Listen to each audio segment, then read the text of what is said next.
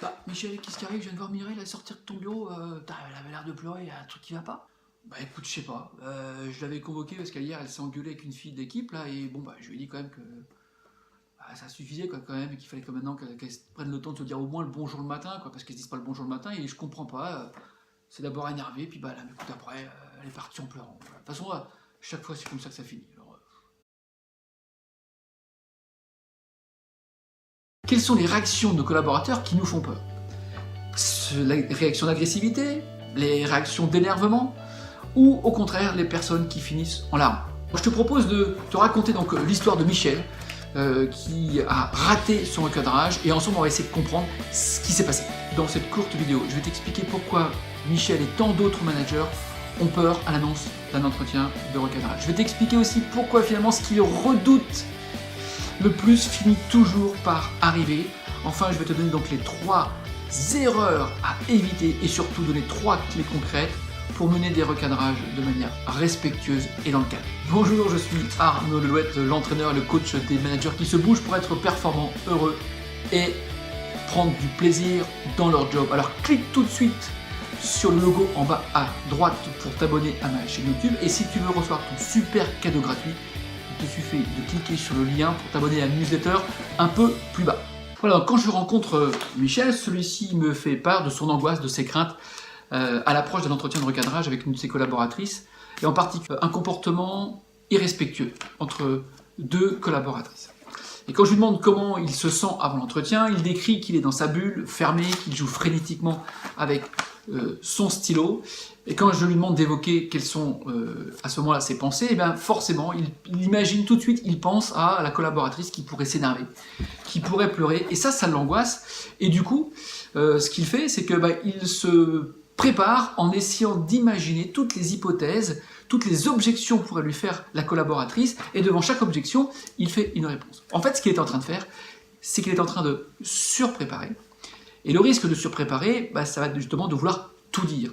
Et quand on surprépare et qu'on veut tout dire, finalement, plutôt que de rester centré sur soi et de dire simplement les choses, on va monopoliser la parole de peur, à un moment donné, d'être exposé à l'émotion de l'autre. Mais en aucun cas, cela ne va l'empêcher, ça risque surtout même de l'accélérer. Ok Michel, alors, comment lui avez-vous dit les choses? D'abord, je lui ai dit que c'était pas bien ce qu'elle avait fait, qu'il fallait surtout pas qu'elle recommence parce que c'est irrespectueux. Et cela nuit à l'équipe. Que le matin, c'est poli de dire bonjour, y compris à cette fameuse personne qu'elle aime moins. Voilà, parce que y a plein de gens qui l'ont vu, et parce que moi je veux qu'il y ait une bonne ambiance. Ok Michel, et quand vous l'avez dit ça, comment elle a réagi? J'étais surpris parce que je suis resté calme, pourtant elle s'est énervée. Voilà, elle a pas compris, elle dit oui mais pourquoi c'est toujours moi, la responsable, et l'autre, on lui dit rien. Voilà, pourtant moi je suis resté calme, hein, j'ai pas voulu l'agresser, voilà, c'est mon rôle de chef que de lui dire que c'est pas bien de pas dire bonjour, il faut essayer de parler poliment aux gens, si elle lui disait bonjour, peut-être que ça éviterait qu'elle s'engueule. Enfin voilà, moi j'ai fait ce que je pense devoir faire. Ok Michel, combien de temps avez-vous parlé pendant l'entretien? Et là Michel veut dire qu'effectivement qu'elle avait très peu parlé, parce que chaque fois qu'elle voulait exprimer quelque chose, il essayait quand même de la convaincre. En interrogeant Michel sur ok Michel, pour vous, ce que je comprends, c'est que l'ambiance de travail, c'est quelque chose de capital, n'est-ce pas? Bah oui, Michel lui répond, dans la vie, il faut être poli. On n'a pas le droit de ne pas dire bonjour, c'est quelque chose d'important. Et puis moi, je ne supporte pas qu'on ne dise pas bonjour, je ne supporte pas qu'il y ait de mauvaise ambiance, c'est quelque chose que je ne veux pas pour mon équipe. Ok Michel, j'ai bien compris, mais finalement, pourquoi c'est un problème qu'elle ne se dise pas bonjour? Et là Michel s'arrête 2 secondes et puis me dit, non, finalement c'est pas qu'elles se disent pas bonjour, c'est qu'elles sont jalouses l'une de l'autre, et finalement elles se dénigrent les unes des autres par derrière, et ça a un impact sur le reste de l'équipe, l'ambiance de l'équipe, et puis surtout le travail de l'équipe, puisque forcément les gens sont pollués par ça. D'ailleurs j'ai 2 collaborateurs qui sont venus s'en plaindre. Voici donc la deuxième erreur. Jean-Michel est tombé dans le piège du jugement de valeur. La façon dont il parle, quelque part, il insinue le jugement de valeur.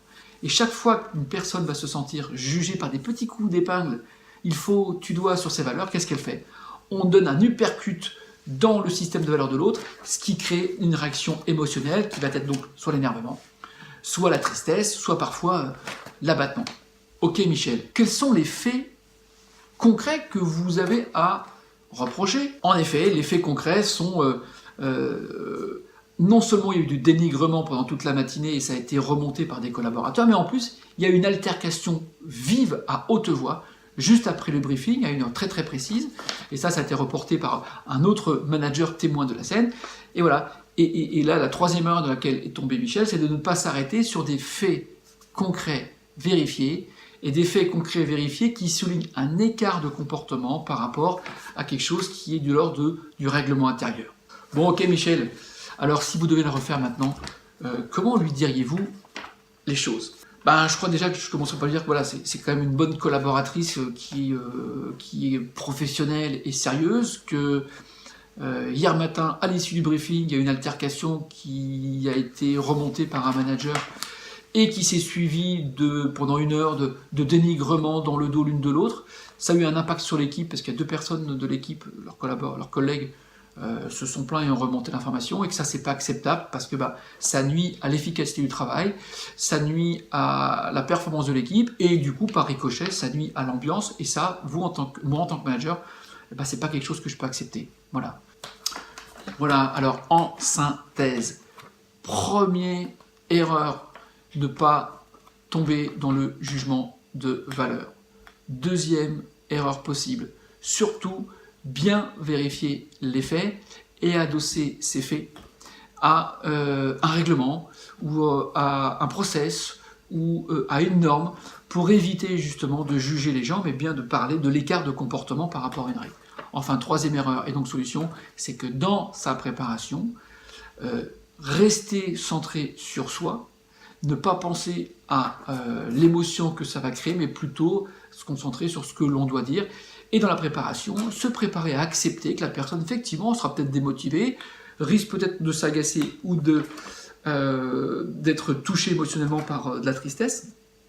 Mais ça, c'est sa responsabilité à elle, c'est son émotion à elle. En aucun cas, c'est vous qui l'aurez provoqué par, en tout cas, votre comportement et votre attitude. Voilà, alors c'est à vous de jouer, à vous de préparer vos recadrages dans le calme, pour avoir une attitude posée, calme et respectueuse. Si cette vidéo vous a plu, mettez-moi des pouces, mettez-moi des likes, partagez-la avec le plus grand nombre. Merci d'avance, cela participera à ma notoriété. Si vous n'êtes pas encore abonné à la chaîne YouTube, écoutez, c'est maintenant, il suffit de cliquer sur l'un des petits logos juste ici présents. Si toutefois vous n'avez pas encore reçu votre cadeau gratuit, bonus, voilà, il suffit de cliquer juste en dessous sur le lien de la newsletter. En attendant, moi je vous souhaite une bonne semaine, un bon entraînement, à très bientôt, au revoir.